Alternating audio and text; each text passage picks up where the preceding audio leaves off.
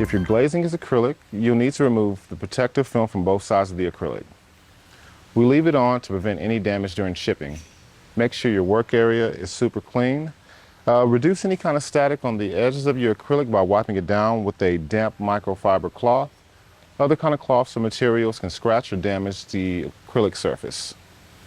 And for this next step, you want to be extra careful. You don't want any kind of particles or debris on your acrylic once you remove the protective coating.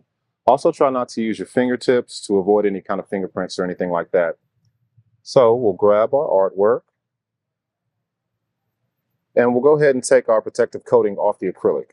And to do that, we'll start by peeling a piece off the top and holding down the acrylic with our microfiber towel and removing the rest of the protective coating. Once we complete that, we're going to immediately flip that over onto our artwork.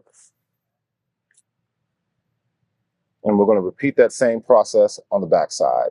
So we'll grab some of the protective coating and we'll start to peel it back towards us. If you do need to clean your acrylic, we suggest using Brillianox cleaner, specifically made for acrylic. Do not use Windex or other glass cleaners as they can damage or scratch your acrylic. And do not use paper towels due to the particles that will transfer onto the acrylic. There are links for each in the description of the video.